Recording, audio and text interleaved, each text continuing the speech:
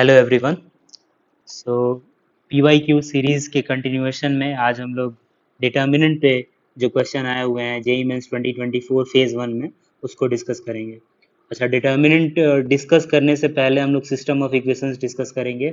ऐसा इसलिए क्योंकि हम सबको पता है कि 10 क्वेश्चन में से 8 क्वेश्चन सिस्टम ऑफ इक्वेशन से ही आते हैं डिटर्मिनेंट के, और यहीं पे थोड़ा कन्फ्यूज़न रहता है। बाकी सब तो सबको आता है।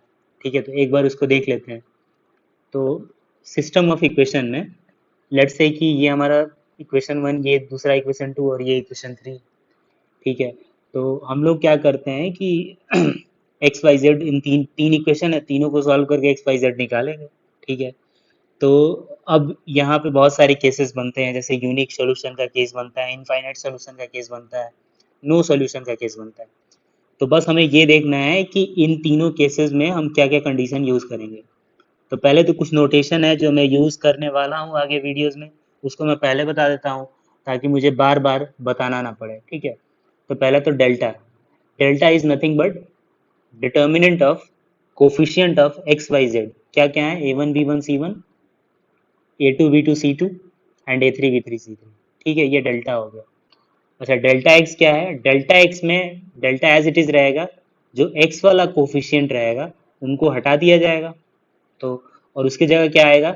उसके जगह ये कांस्टेंट टर्म्स आ जाएंगे। ठीक है, तो देखिए D1 D2 D3 आ गया, बाकी सब सेम। अच्छा, डेल्टा वाई क्या है? तो वाई वाले कोफिशिएंट को हटा दिया जाएगा। तो वाई वाले कोफिशिएंट को हटा के क्या मिलेगा? A1 A2 A3, C1 C2 C3।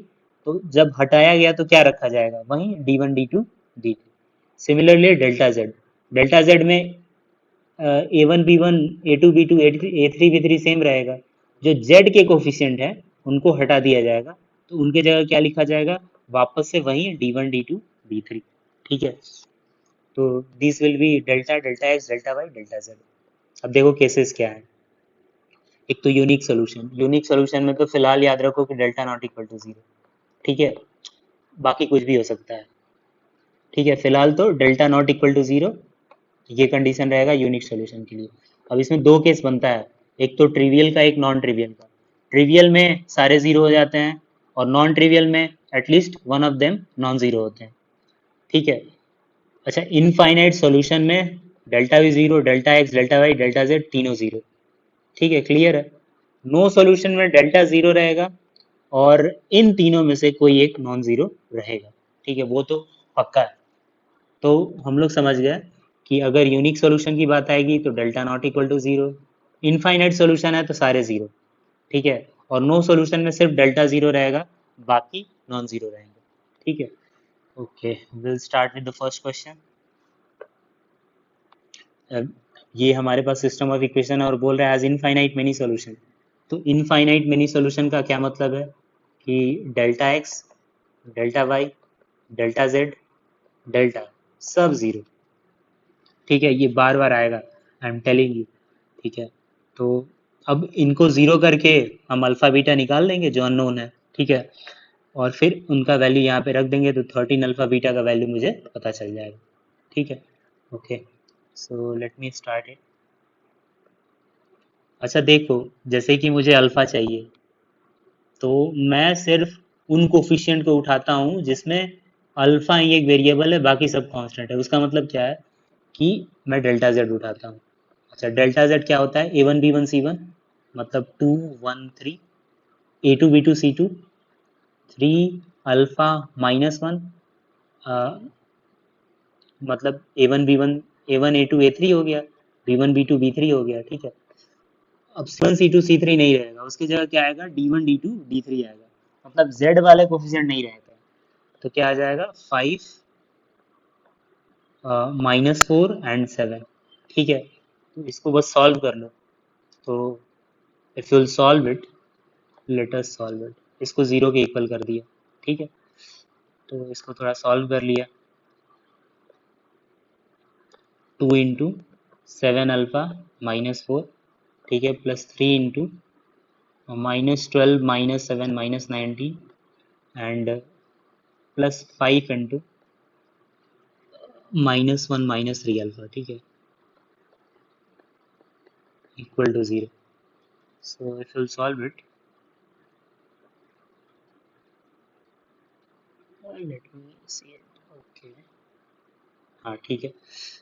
तो अगर इसको थोड़ा सॉल्व करेंगे हम लोग तो क्या हो जाएगा, 14 अल्फा, ठीक है, 14 अल्फा, और यहाँ पे क्या है, -15 अल्फा, इनको साथ में लिख दिया, ठीक है, -8, -57 एंड -5। ओके, सो यहाँ से minus alpha is equal to आ गया 70, मतलब अल्फा का वैल्यू -70, ठीक है। तो डेल्टा जेड हमारे पास आ गया, मतलब अल्फा का वैल्यू आ गया -70। ओके, ये तो अल्फा आया, मुझे बीटा भी चाहिए, ठीक है। तो एक काम करता हूँ, मैं इसको यहाँ पे लिख देता हूँ अल्फा इज इक्वल टू -70, ठीक है, और ये स्पेस हटा देता हूँ जो कैलकुलेशन वाला है। I guess you guys can do it, ठीक है।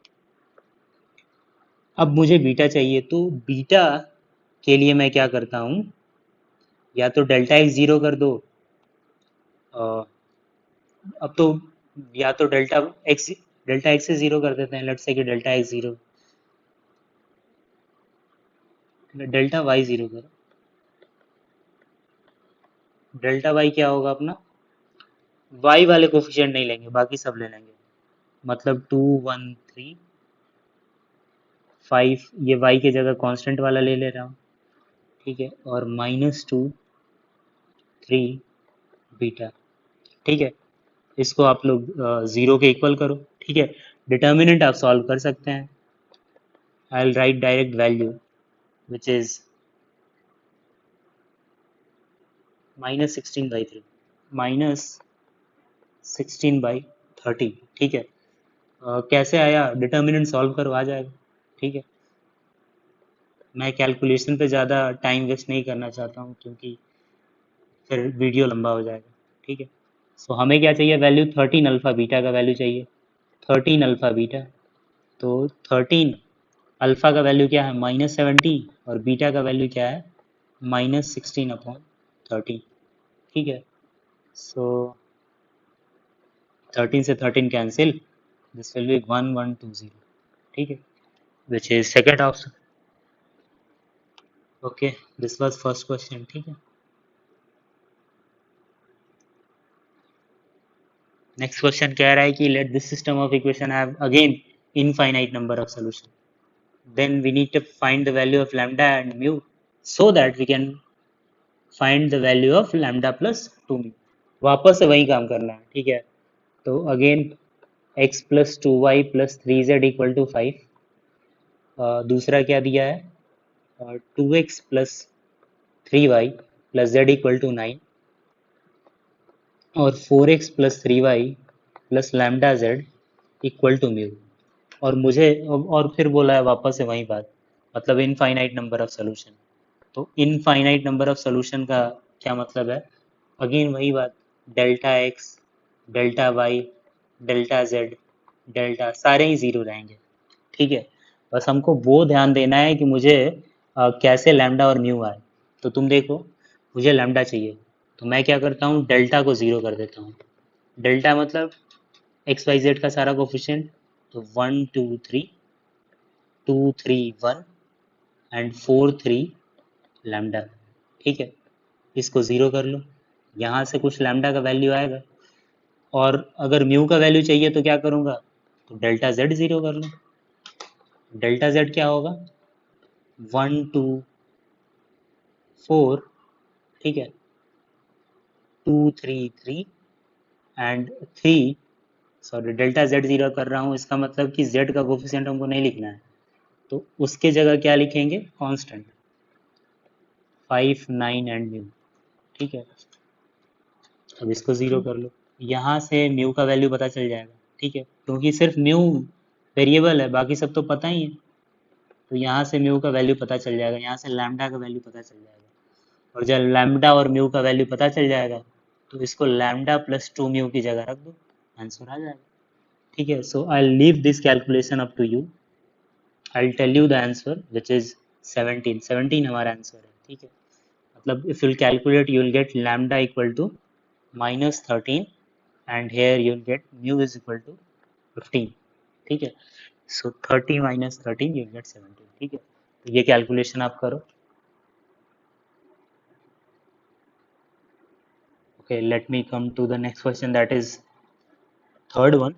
तो थर्ड वन में क्या कह रहा है कि we have a matrix A, और बोल रहा है कि बी एक मैट्रिक्स है, B1 B2 B3, where B1 B2 B3 are the column matrix, ठीक है। तो कॉलम मैट्रिक्स है, तो और कह रहा है कि A B one is 1 0 0, A B two is 2 3 0, A B three is 3 2 1। अच्छा, पहले तो ध्यान दो एक बात कि जो ए मैट्रिक्स है उसका ऑर्डर है 3 × 3, ठीक है। लेट्स से कि मुझे जो कॉलम मैट्रिक्स है उसका ऑर्डर नहीं पता है, और उसको मल्टीप्लाई करने के बाद जो मैट्रिक्स आ रहा है, ये तीनों मैट्रिक्स हम लोग देख रहे हैं, उसका ऑर्डर क्या है? उसका ऑर्डर है 3 × 1, ठीक है। तो यहाँ से हम लोग गेस करके बता सकते हैं कि इसका जो ऑर्डर होगा वो 3 × 1 होगा, मतलब B1 B2 B3 का ऑर्डर होगा वो 3 × 1 होगा। कैसे होगा? क्योंकि जब भी ऑर्डर मल्टीप्लाई होते हैं, जैसे 3 × 3 को हम किससे मल्टीप्लाई कर रहे हैं? 3 × 1 से, ठीक है। तो ये बीच वाला पार्ट हट जाता है, तो हमारे पास क्या बन जाता है? 3 × 1, ठीक है। तो 3 × 1 का रहेगा, तो 3 × 1 कहने का मतलब कि एक कॉलम और 3 रो, ठीक है। ये बात क्लियर हो गई। तो अब V1 को हम क्या लिख सकते हैं? लेट से x1 x2 x3 लिख दिया, ठीक है, मान लो फिलहाल। B2 को क्या मान लिया? y1 y2 y3, ठीक है। और B3 को क्या मान लिया? z1 z2 z3, ठीक है। तो ये B1 B2 मान लिया, ठीक है। और ए बी वन दिया है 1 0 0, since A B one is 1 0 0, ठीक है। तो मल्टीप्लाई कर लो। ए कितना है? 2 0 1 1 1 0 1 0 1। इसको हम लोग B1 से मल्टीप्लाई कर देते हैं। B1 क्या है? x1 x2 x3, ठीक है। अब ये इसको बराबर कर दो 1 0 0 को, ठीक है। तो after multiplication you will get, क्या मिलेगा? 2x1। अब मल्टीप्लाई करो, कैसे मल्टीप्लाई करते हैं? 7 रूट, ठीक है। तो जैसे ही मुझे अब पता है कि इसमें 3 एलिमेंट है और इसमें भी 3 एलिमेंट है, ठीक है। तो एक तो एलिमेंट होगा A11, दूसरा एलिमेंट होगा A21 और तीसरा एलिमेंट होगा A31। तो जब A11 चाहिए तो पहले रो को पहले कॉलम से मल्टीप्लाई करो, जब A21 चाहिए तो दूसरे रो को पहले कॉलम से मल्टीप्लाई करो, और A31 चाहिए मतलब तीसरे रो को पहले कॉलम से मल्टीप्लाई करो। I hope you guys should know this matrix multiplication. I'm not supposed to explain these things since we are doing PYQs, ठीक है। वो तो कर दिया। I felt कि some of you might have problem, ठीक है। तो कैलकुलेशन करते हैं। तो 2x1 प्लस x3, ठीक है, और ये क्या हो जाएगा? x1 plus x2, and this will be x1 plus x3, and this is equal to 1 0 0। तो x1 प्लस x3 तो 0 है, एंड 2x1 प्लस x3 1। तो देखो, सिंस 2x1 प्लस x3 कितना है? 1 है। और इसको हम लोग लिख सकते हैं x1 plus x1 plus x3, ठीक है। और ये तो 0 है, इसका मतलब x1 अपना क्या हो गया? 1। अगर x1 1 होगा तो x1 प्लस x3 0 है, इसका मतलब x3 क्या होगा? -1, ठीक है। Let me do it. Okay, x3 क्या हो गया? -1, और x1 प्लस x2 भी 0 है, तो x1 1 हुआ तो x2 क्या हो जाएगा? -1, ठीक है। तो यहाँ से मुझे x1 क्या मिलेगा? 1, ठीक है। और x2 क्या मिल रहा है? -1, ठीक है। और x3 क्या मिल रहा है? -1, ठीक है। ये वाला पार्ट हो गया। अब इसी तरह से, ठीक है, कुछ अलग नहीं करना है, हम लोग y1 y2 y3 भी निकाल लेंगे, z1 z2 z3 भी निकाल लेंगे, ठीक है। बट निकाल लेते हैं एक बार, नहीं तो तुम लोग कहोगे कि सारा कैलकुलेशन तो हम ही लोग कर रहे हैं। ओके, तो चलो निकाल लेते हैं A B2, ठीक है।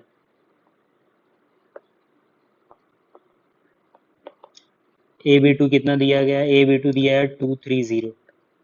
तो जल्दी से ए का वैल्यू क्या है? 201, 110, 101। इसको मल्टीप्लाई करना है y1, y2, y3 से, और मुझे चाहिए क्या? 230। ठीक है, ओके।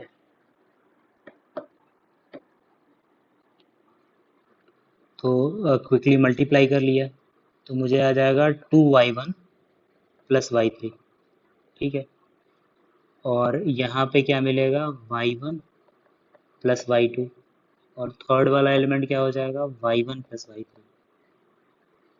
ठीक है, अब देखो, ये 2 है, ये 3 है, ये 0 है, तो y1 प्लस y3 भी 0, y1 प्लस y3 0 है, y1 प्लस y2 3 है। अच्छा, 2y1 प्लस y3 क्या है? 2 है। तो इसको हम लोग ऐसे लिख सकते हैं, y1 plus y1 plus y3, है कि नहीं?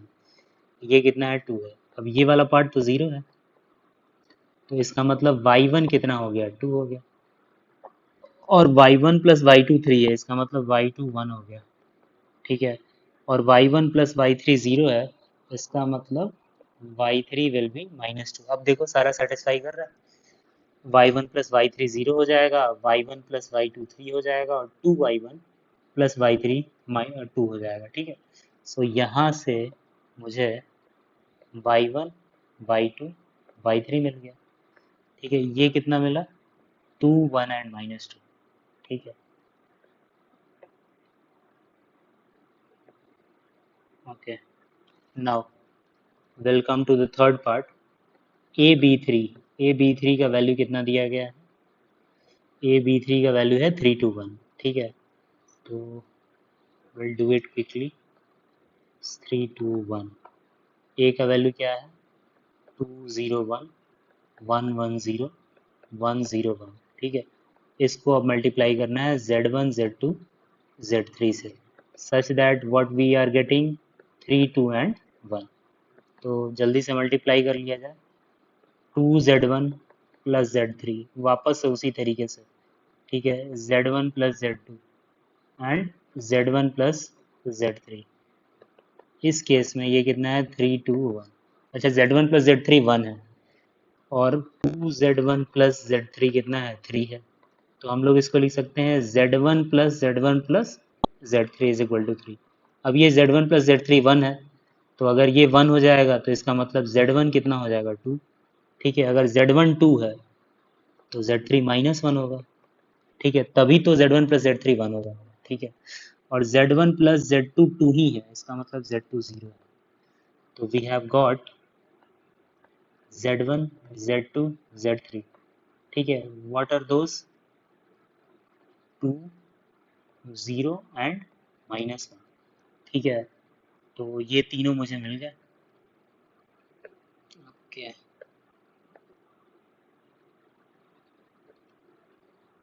एक सेकंड।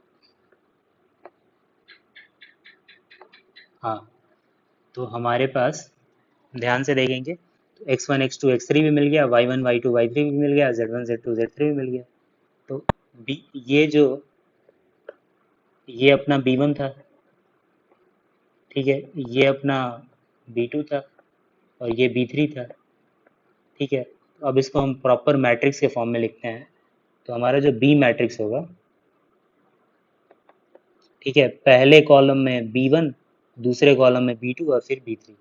तो b1 अपना x1, x1, x2, x3, 1 -1 and -1। ठीक, तो 1 -1 एंड -1। b2 अपना y1, y2, y3, यहाँ पे है, अलग पेन ले लेते हैं, दिखाई भी नहीं देगा। ये अपना है, एक तो ये 1 -1 एंड -1, और ये क्या हो गया? 2, 1 एंड -2, और ये हो गया 2, 0 एंड -1।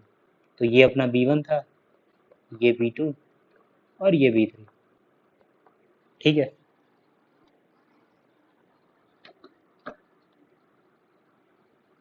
ठीक है, अभी तक तो ठीक है। अब यहाँ पे क्या बोला जा रहा है कि जो अल्फा है वो डिटर्मिनेंट है बीटा बी का, and beta is sum of all the diagonals, then alpha cube plus beta cube का वैल्यू बताना है। ठीक है, तो alpha is nothing but determinant of B. इसको निकाला जाए। तो if I calculate I get it 3।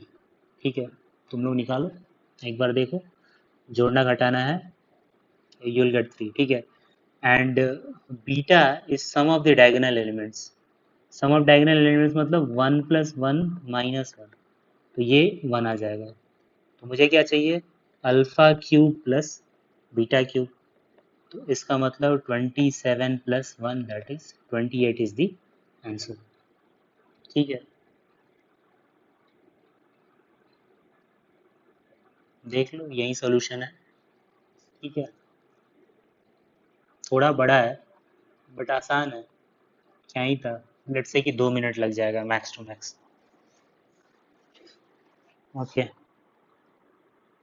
इसमें कह रहा था value of the alpha lies in the interval. ये तो कुछ नहीं है, ये तो डिटर्मिनेंट सॉल्व करना है। ठीक है, तो आई वुड से कि दिस इज इजी क्वेश्चन। अच्छा, इसको सॉल्व करने से पहले दिख रहा है कि R1 R2 के कुछ एलिमेंट सेम है, तो एक ऑपरेशन लगाते हैं कि R2 changes to R2 - R1। ठीक है, और उसके बाद करते हैं इसको, क्योंकि प्रॉपर्टी लगाने पर डिटर्मिनेंट का वैल्यू चेंज नहीं होता है। ठीक है, तो वी कैन यूज प्रॉपर्टी। ठीक है, और प्रॉपर्टी यूज नहीं करोगे तो फिर लेबर की तरफ बहुत ज़्यादा कैलकुलेशन करना पड़ जाएगा, इट शुड बी डिफिकल्ट। ठीक है, तो देखो जब भी R2 चेंज हो रहा है तो R1 R3 कांस्टेंट रह रहा है, तो R1 R3 को तो एज इट इज लिख दें अपन। ठीक है, तो 1 3/2 एंड अल्फा प्लस 3/2। अब R2 में से R1 घटाना है, तो ये जो एलिमेंट है इनमें से ऊपर वाले को घटाओ, तो 1 - 1 कितना आ जाएगा, 0। 1/3 - 2/3 कितना आ जा रहा है, ओके 1/3 माइनस दिस नॉट 2/3, 3/2 है। So if will take LCM 6, ये 2, ये 9 -7/6, सो दिस इज -7/6। ठीक है, इसको मिटा देते हैं। ओके, वैसे ही इस एलिमेंट में से ऊपर वाले को घटाओगे तो ये भी कितना आ जाएगा, -7/6। And this is 2 alpha plus 3, ये हो जाएगा 3 अल्फा प्लस 1 और ये 0। अच्छा, अगर डिटर्मिनेंट का प्रॉपर्टी पता है तो डिटर्मिनेंट के किसी भी रो या किसी भी कॉलम से अगर कुछ एलिमेंट कॉमन निकल रहा है तो उसको लिया जा सकता है। ठीक है, कॉमन लेके, तो यहाँ पे क्या करते हैं, सेकेंड रो से -7/6 को कॉमन लेके राइट हैंड साइड 0 की तरफ फेंक देते हैं, तो हमारे पास उसके बाद क्या बचेगा, 1 3/2 अल्फा प्लस 3/2। ठीक है, और ये क्या है, 0 1 1, और ये हो जाएगा 2 alpha plus 3, this is 3 alpha plus 1 and this is 0। ठीक है, अब ऐसा करने से क्या होगा, आई होप कि डिटर्मिनेंट थोड़ा आसान हुआ है। ठीक है, अब एक्सपैंड करते हैं। सो 1 इंटू पहले रो के अलॉन्ग एक्सपैंड कर दो, तो दिस इज -3 अल्फा प्लस 1। ठीक है, this is alpha plus 1। Okay, and -3/2 into 0 into 0 is 0, -2 alpha plus 3,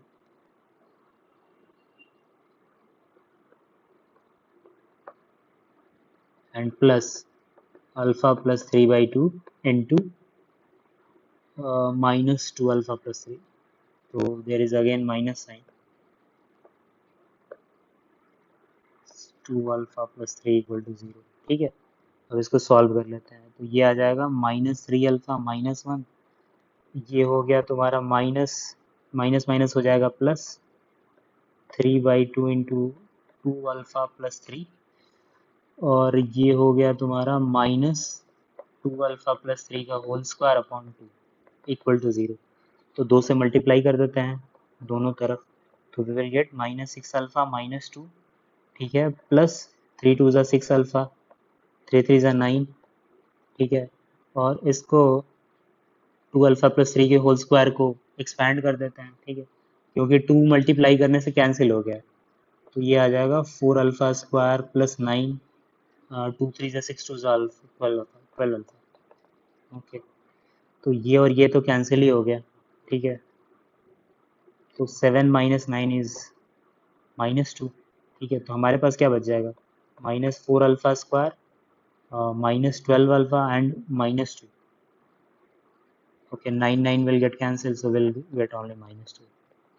अच्छा, इसको हम लोग क्या लिख सकते हैं? इसको लिख सकते हैं 2 को -2 को कॉमन लेके फेंक दो, तो 2 alpha square plus 6 alpha plus 1 equal to 0। अब अल्फा का वैल्यू क्या हो जाएगा? अल्फा का वैल्यू हो जाएगा, अब निकाल सकते हो, ठीक है। तो -6 प्लस माइनस 36 -8 मतलब 28 अपॉन 4। अच्छा, 2 को कॉमन ले लो तो -3 प्लस माइनस √7/2। ओके, तो √7 का वैल्यू करीब करीब 2.64 होता है, ठीक है। तो अल्फा का एक वैल्यू तो हो जाएगा -3 माइनस 2.64/2 मतलब -5.64/2 and this will be 2.8 something, 82 something like that. So this lies in second option, ठीक है। तो हो गया, सेकंड ऑप्शन इज करेक्ट, ठीक है। फिर आगे दिमाग लगाने की जरूरत ही नहीं है, जब सेकंड ऑप्शन मिल ही गया, प्लस करोगे तो फिर वो ज़्यादा हो जाएगा, ठीक है। Okay, let us come to fifth question. Fifth question में कह रहा है कि for any 3 distinct consecutive A B C of N A P. अच्छा, A B C A P में है, ठीक है, A B C A P में है, and the line this B concurrent at the point B. Okay, और ये line concurrent है पॉइंट पी पे, and Q is alpha beta B point such that this system of equation has infinite many solution. बार बार infinite many solution मतलब delta x, delta Y, delta Z, delta सब zero करेंगे, और ये जो अल्फा है और बीटा कहाँ पे? ये बीटा है, अल्फा बीटा का वैल्यू लेके आएंगे तो क्यू मिल जाएगा। और पी पॉइंट कैसे मिलेगा? तो देखिए, हमको पी क्यू ही तो निकालना, मतलब we need P and we need Q. अच्छा, दिस इज इक्वल टू 0 और दिया है A B C are in A P, मतलब 2b is equal to A plus C, है कि नहीं? तो we can write a minus 2b plus C equal to 0। अब इस इक्वेशन को और इस इक्वेशन को कंपेयर करो, ठीक है, क्योंकि कंकरेंट है तो एक पॉइंट से पास करेंगे, तो after comparing will get x equal to 1 and y equal to -2, है कि नहीं? कंपेयर कर लो, क्योंकि लाइन कंकरेंट है ना, तो जब उस पॉइंट से जाएंगे तो सेम हो जाएंगे, एटलीस्ट उस पॉइंट पे, ठीक है। तो फिर compare equation 1 and equation 2 will get x1 से a इंटू एक्स की जगह क्या है 1, और b इंटू वाई की जगह क्या है -2, बाकी सब तो सेम। तो x का वैल्यू कितना हो गया 1 और y का वैल्यू कितना हो गया -2। सो इसका मतलब कि p पॉइंट निकल के आ गया 1, -2, है कि नहीं? ठीक है, तो p निकल के आ गया, अब q निकालना है।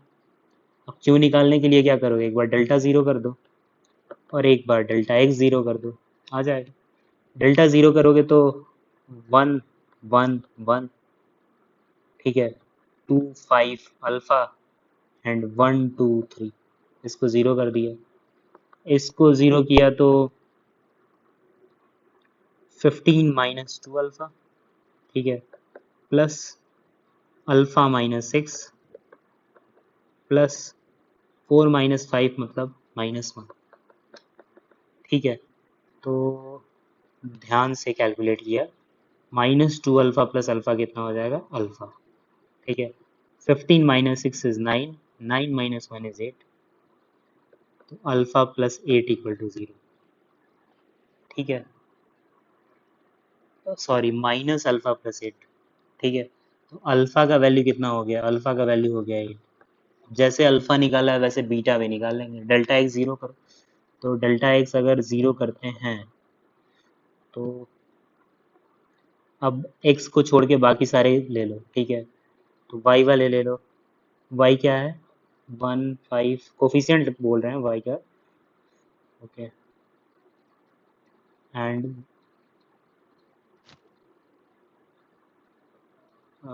एक्स की जगह क्या लेंगे? 6 बीटा 4 कांस्टेंट टर्म, और जेड वाले को एज इट इज़ ले लो, तो 1 अल्फा, अल्फा की जगह क्या रखेंगे? 8 एंड दिस इज 3, इसको ज़ीरो कर दो, ठीक है। तो जैसे ही ज़ीरो किया we will get 6 into 15 -16 plus 1 into 32 minus 3 beta plus 1 into 2 beta minus 20 equal to 0। ठीक है,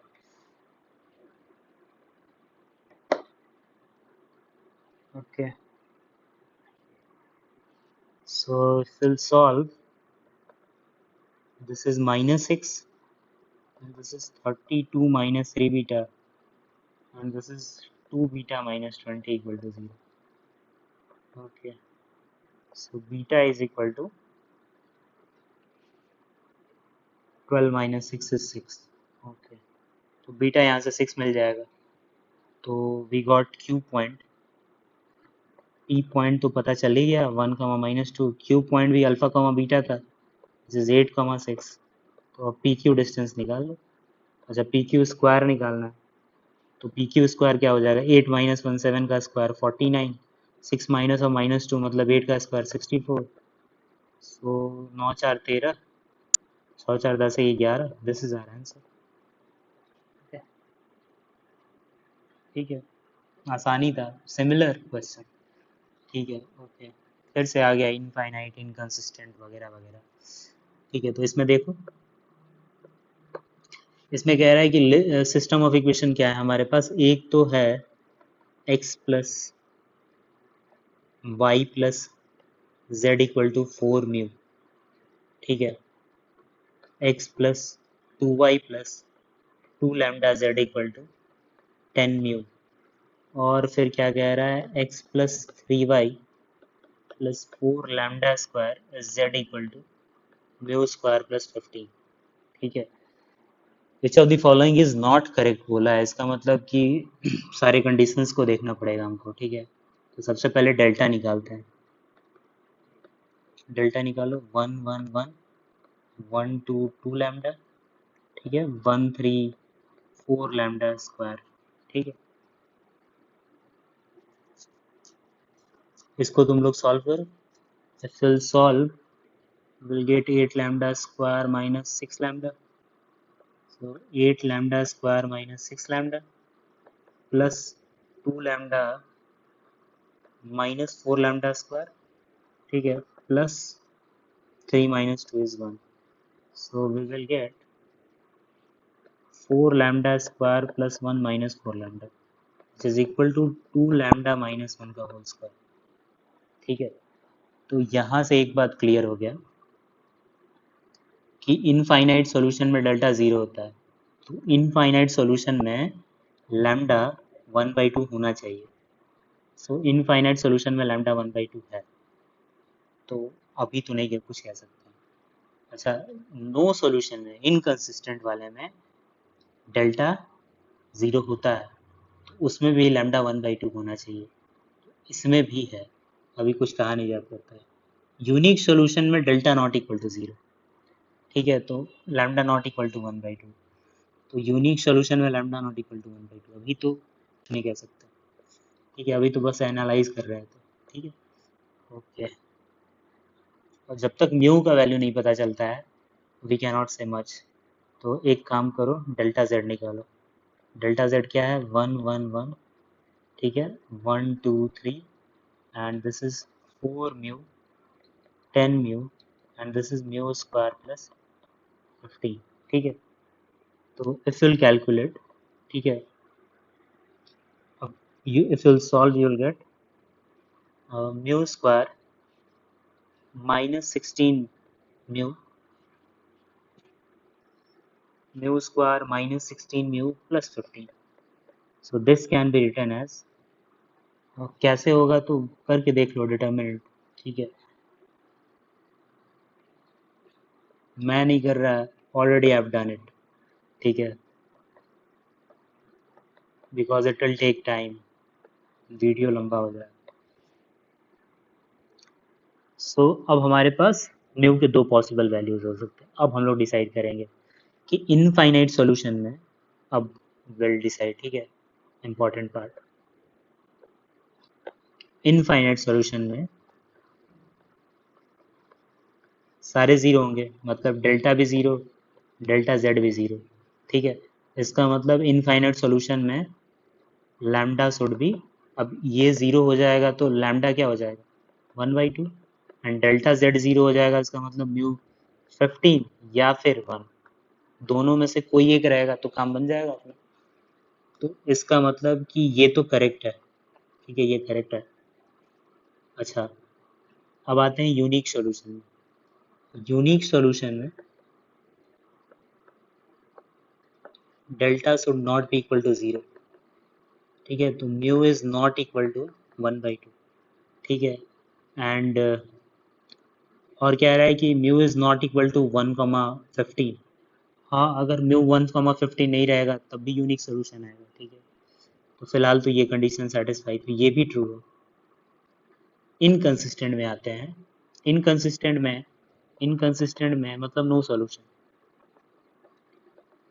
नो सॉल्यूशन में कहता है delta zero and at least one of them non zero, तो डेल्टा जेड नॉन जीरो, ठीक है, तो डेल्टा जीरो मतलब lambda 1/2, delta z non zero, तो इसका मतलब mu not equal to 1 and mu not equal to 15, ठीक है, क्योंकि दोनों में से कोई भी एक रहेगा तो ये ज़ीरो हो जाएगा, ठीक है, तो यहाँ पे mu is not equal to 1 ही दिया है।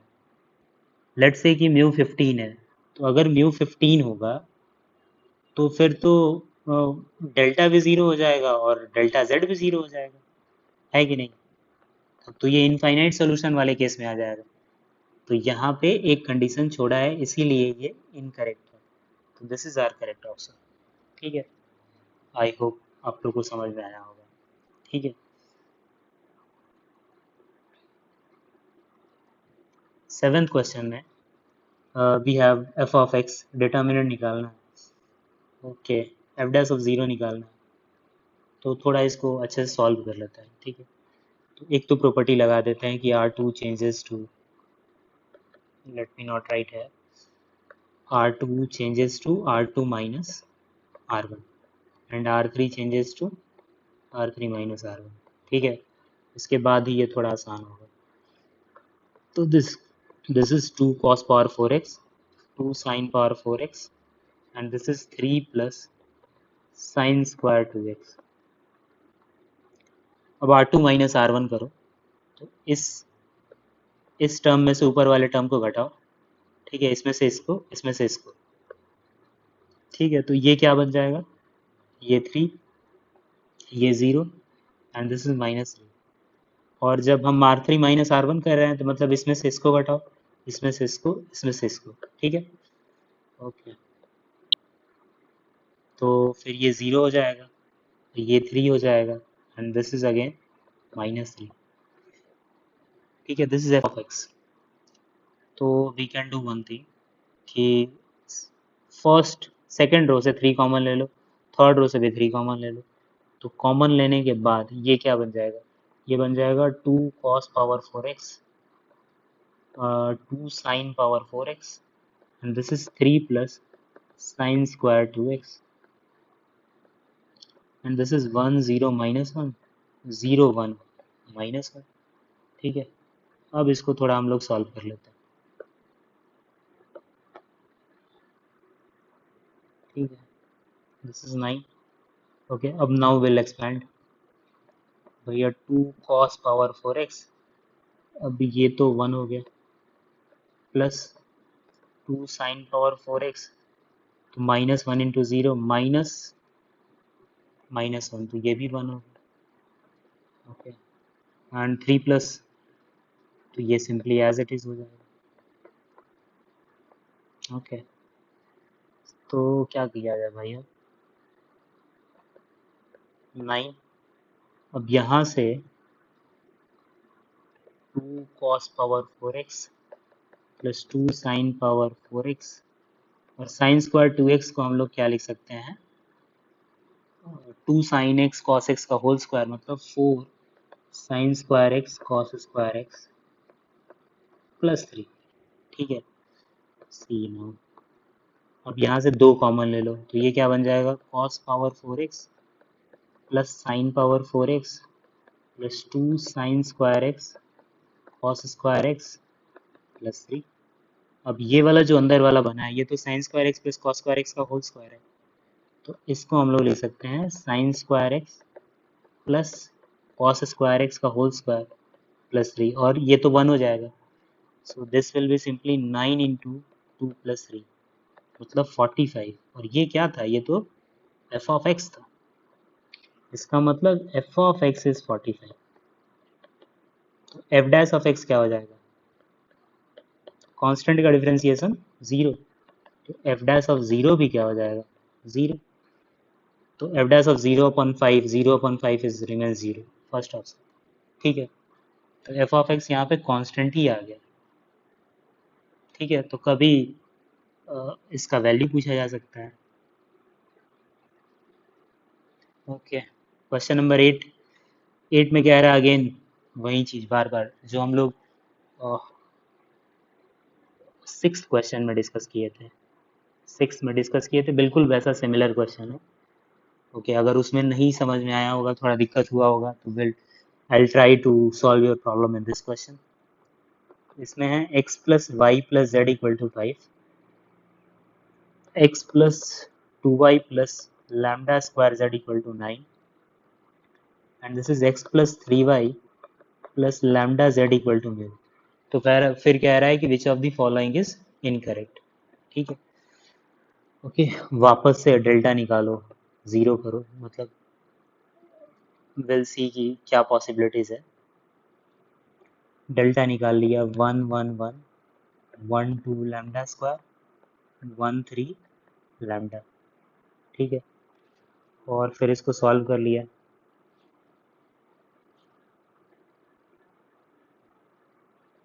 ठीक है, will solve it,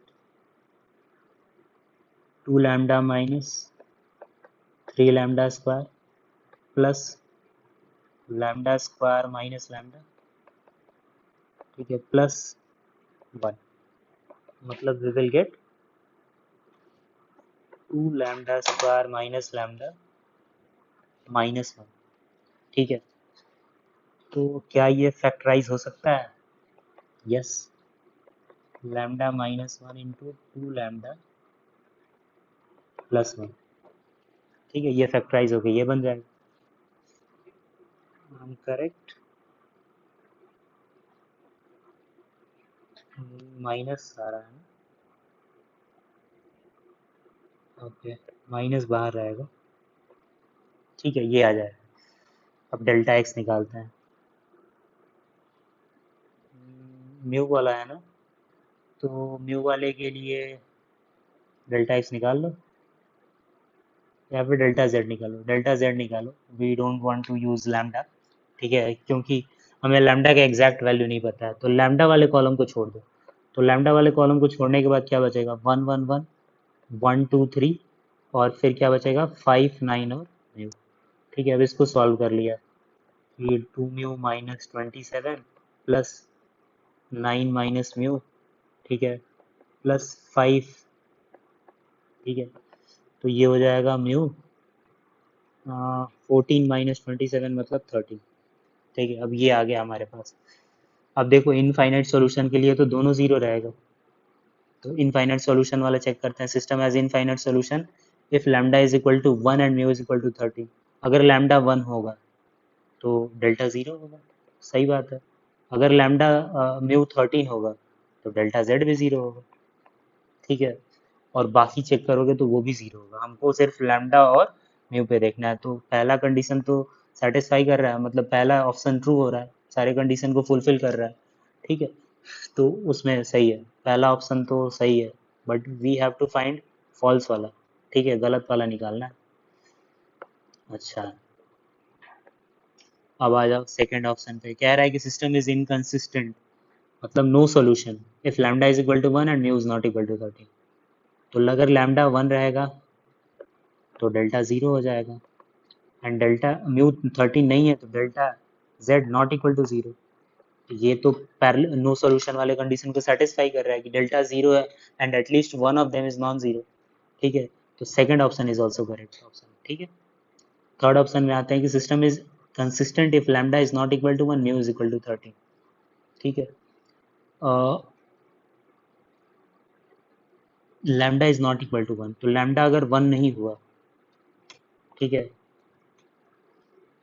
and mu is 13, mu अगर 13 हो गया तो डेल्टा जेड हो गया 0।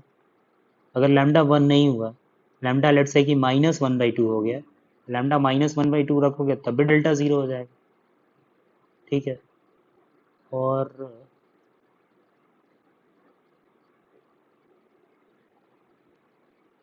ओके, फोर्थ ऑप्शन पे देखते हैं एक बार।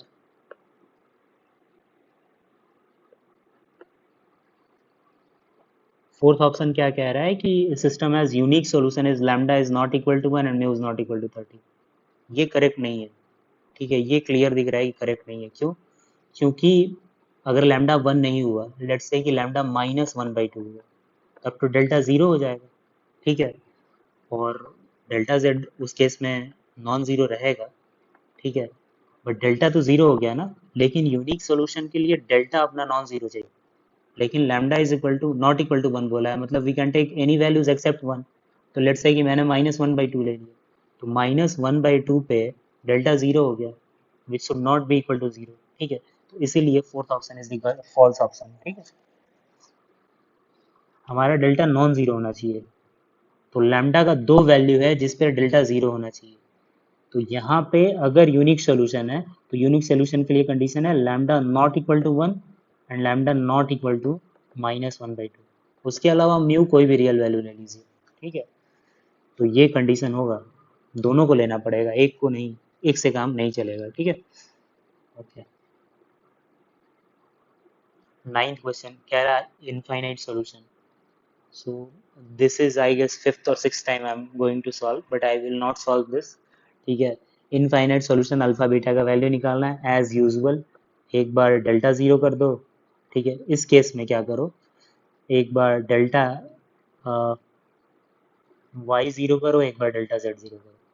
ये तो पता ही है कि यू इनफाइनाइट सॉल्यूशन है तो सारे ज़ीरो रहेंगे, चाहे delta x, delta Y, delta Z, delta Z, delta हो, ठीक है, तो सब ज़ीरो होगा।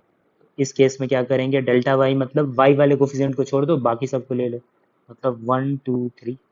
पूछोगे सर वाई वाले कोफिशिएंट की जगह क्या ले, कांस्टेंट टर्म, -4 5 3, ठीक है।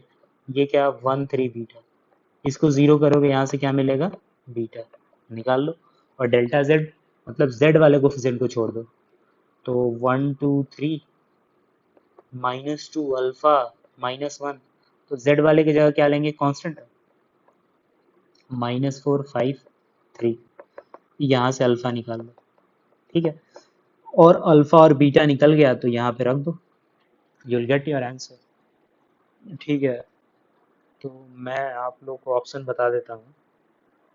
नाइन्थ है ना, नाइन्थ का क्या ऑप्शन है, फोर्थ ऑप्शन है, ठीक है। तो ये आप लोग को चेक करना, 58। ओके, टेंथ वन, ठीक है। ओके, टेंथ वन में क्या कह रहा है, F0 F'(0), तो पहले तो F0 कैलकुलेट कर लो। F0, F0 रखोगे तो ये 0, ये 1, ये 1, और ये 2, ये 0, ये 6, ये 0, ये 4 और ये -2, ठीक है। तो इसको कैलकुलेट कर लिया गया, तो ये आ जाएगा,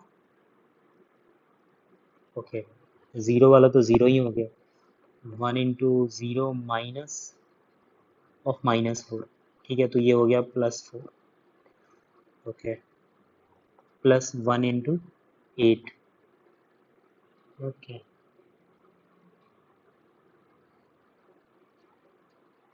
तो ये आ गया 12, ठीक है। F0 is 12।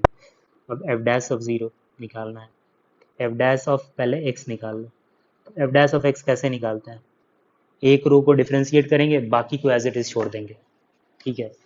तो अगर डिफ्रेंशिएट किए तो ये क्या आ जाएगा, 3x², फिर ये आ जाएगा, पहले रो को डिफ्रेंशिएट करना है, दूसरे रो को एज इट इज छोड़ देना, तो और 2 2 4x, और ये हो जाएगा 3, ठीक है। और बाकी तो वहीं, ठीक है, वो नहीं लिखने जा रहा है। इसमें क्या करेंगे, पहले रो को एज इट इज छोड़ देंगे, तीसरे रो को एज इट इज छोड़ देंगे और दूसरे को डिफ्रेंशिएट करेंगे, तो 3 2 6x, और ये 2, और ये 3x², ठीक है। और इसमें क्या करेंगे, पहले दूसरे को छोड़ देंगे और तीसरे को डिफ्रेंशिएट करेंगे, मतलब 3x² माइनस 1। ठीक है, और ये 0 हो जाएगा और ये हो जाएगा 2x। अब इसमें x की जगह 0 रखो, तो जिसको छोड़ा है उसका वैल्यू भी f0 वाला सेम रहेगा। ठीक है, रख के देख लो तुम लोग। तो ये 0, ये 0, ये 3, ये 206, 04 माइनस 2। ठीक है, प्लस ये 011, 020, 04 माइनस 2। ठीक है, प्लस 011, 206, 04 माइनस 2। सॉरी, लास्ट वाले में तो रखना है, मैं लास्ट वाला रिपीट कर रहा था, माय बैड। ओके, तो -1, 0 एंड 0। ठीक है, ये हो गया। इसका डिटर्मिनेंट वैल्यू क्या आएगा, 3, 2 4 जा 8, 8 3 जा 24। ठीक है, प्लस ये तो 0 हो गया, एक रो में पूरा 0 है। ठीक है, और इसका क्या हो जाएगा, प्लस माइनस प्लस, तो -1 इंटू, इसको अगर किया तो 6, मतलब 24 माइनस 16 इज 6 इज 8, 18। तो हमसे क्या पूछा जा रहा है, मुझे पूछा जा रहा है 2 इंटू f0, तो 2 into 12 plus f dash of 0 मतलब 18। तो 24 प्लस 18, ये कितना हो जाएगा, ये हो जाएगा 42। So this is the third option is the answer. ठीक है, ओके, लास्ट क्वेश्चन पे आते हैं, 11th क्वेश्चन। ठीक है, तो इसमें कह रहा है A B a 3x3 real matrices such that a into 101 is 2, 2 into 101. Okay, these things are given, then system a minus 3i is। ठीक है, मैं आप लोग को तरीका बताता हूँ। ठीक है, कैसे करना है, करना आप लोग को। ठीक है, पहले तो ए मैट्रिक्स मान लिया। ठीक है, 3x3 का है तो सारा मान लो, जैसे कि x1, y1, z1, x2, y2, z2, x3, y3, z3। ठीक है, अब क्या कह रहा है कि ए को हम लोग किससे मल्टीप्लाई कर रहे हैं, 101 से। तो मुझे क्या मिल रहा है, 2 इंटू 101, तो उसको हम लोग ऐसे ही लिख देंगे 202। ठीक है, तो अब मल्टीप्लाई किया, ये अपना क्या है, x1, y1, z1, x2, y2, z2, and this is x3, y3, z3। इसको मल्टीप्लाई कर दिया 101 से, आ रहा है क्या, 202। ठीक है, मल्टीप्लाई करो, सो ये क्या आएगा, x1 प्लस z1। ठीक है, ये क्या आएगा, x2 plus z2, and this is x3 plus z3। ठीक है, ये आ गया तुम्हारा 202। ठीक है, ये एक रिलेशन आया। ठीक है, उसी तरह से if will solve for this second part। ठीक है, यहाँ से एक रिलेशन आएगा, फिर यहाँ से एक रिलेशन आएगा। ठीक है, तो तीनों रिलेशन को अगर हम लोग सॉल्व करेंगे तो हम मुझे मिल जाएगा x1 y1 z1, x2 y2 z2, x3 y3 z3। तो फिर अगर मिल जाएगा तो उसका वैल्यू इस ए मैट्रिक्स में रख देंगे, तो मुझे ए मैट्रिक्स मिल जाएगा। जब ए मैट्रिक्स मिल जाएगा तो ए में से 3 इंटू आइडेंटिटी को घटा के एक्स वाई जेड से मल्टीप्लाई करके वैल्यू कंपेयर कर लेंगे, तो मुझे एक यूनिक सोल्यूशन ही मिलेगा। ठीक है, चलो मैं कर ही देता हूँ। ठीक है,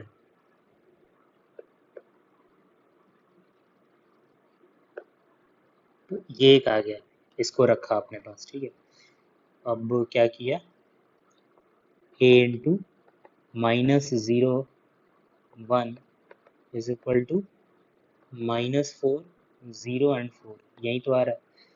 तो मैं कर लेता हूँ डायरेक्ट, -x1 -z1। ठीक है, क्योंकि अगर इसको -1 माइनस, अच्छा ये प्लस रहेगा। ठीक है, फिर -y1 प्लस, सॉरी -x2 हो जाएगा, मल्टीप्लाई करके देखना पड़ेगा, -x2 प्लस z2, और ये हो जाएगा -x3 प्लस z3। ठीक है, इसका वैल्यू आ गया -404। ठीक है, अब देखो, ये इक्वेशन 2 है। और फिर ये वाला यूज़ किया जाए, ये वाला इक्वेशन। तो अगर ए को यहाँ पे रख के 0 1 0 से मल्टीप्लाई करेंगे तो मुझे सिर्फ यहाँ पे क्या मिलेगा, y1 y2 y3, ठीक है। और इसका वैल्यू क्या है, 2 इंटू 0, मतलब 0 2 0। y1 y2 y3 तो डायरेक्ट ही आ गया। अब इसका रह गया कि x1 प्लस z1 2 है और माइनस x1 प्लस z1 -4 है। तो इसको सॉल्व करते हैं। x1 प्लस z1 क्या है, 2 है, and minus x1 plus z1 क्या है, -4 है। इसको जोड़ दो तो ये कट गया। 2z1 इक्वल टू कितना आ गया, -2, मतलब z1 का वैल्यू कितना हो गया, -1, ठीक है। अच्छा, z1 का वैल्यू -1 हो गया तो x1 का वैल्यू कितना हो गया, इसमें रखो। तो x1 का वैल्यू आ गया -1 + 2 मतलब 3, ठीक है। सो सिमिलर बेसिस पे अगर हम लोग सॉल्व करते रहें तो अगर जैसे -x2 + z2 और इसको दोनों को जोड़ते हैं तो अल्टीमेटली मुझे z2 0 मिल जाएगा। तो यहाँ से मिल जाएगा x2 = z2 = 0, ठीक है। और फिर इसको ये और इसको सॉल्व करेंगे तो x3 = क्या मिलेगा,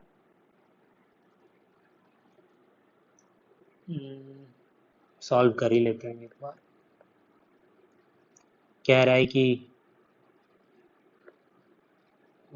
यहाँ पे करते हैं x3 + z3 = 2 and -x3 + z3 = 4, ठीक है। जोड़ दो, कट गया। 2z3 = 6, मतलब z3 = 3। अगर z3 3 है मतलब x3 -1 है, ठीक है। अब मैं सारे वैल्यूज आ गए, अब मैट्रिक्स ए लिखता हूँ, ठीक है। तो क्या था, कैसे था, x1 x2 x3 y1 y2 y3 z1 z2। x1 क्या है अपना 3, x2 क्या है, x2 कहाँ गया भाई, x2, अच्छा है x2, हाँ x2 z2 0 था, ओके। x3 क्या है, -1, y1 y2 y3 क्या है, 0 2 0, and z1 -1 z2 0 z3 is 3, ठीक है। Okay, this is our A matrix. अब मुझे क्या पूछा है, a-3i, तो बोला है कि a-3i into xyz is -1 2 and 3, ठीक है। तो a-3i, तो a तो दिख ही रहा है, इसमें से माइनस करना है 3 इंटू आइडेंटिटी, मतलब 3 0 0 0 3 0 0 0 3। इसको घटाते हैं तो ये घटाओगे तो क्या मिलेगा, 3 में से 3 गया 0, ठीक है। 0 में से 0 0, माइनस में 1 से 0, सो दिस विल गेट -1, ठीक है। This is 0 -1 0 -1 0, okay, 0 and 0, okay. अब इसको एक्स वाई जेड से मल्टीप्लाई करो, -1 2 एंड 3। अब इसको लेट से मल्टीप्लाई किया मैंने तो मुझे क्या आएगा, -z -y -x, ये आ गया -1 2 3। यूनिक सोल्यूशन आया, देखो ध्यान से। x इक्वल टू क्या आया, -3, y इज इक्वल टू क्या आया, -2, एंड z इक्वल टू क्या आया, 1, ठीक है। So this, for this we are getting unique solution, ठीक है। तो दैट्स इट, थैंक यू। बाकी के क्वेश्चन हम लोग नेक्स्ट चैप्टर में करेंगे, नेक्स्ट वीडियोस में मिलते हैं फिर, ठीक है। Thank you.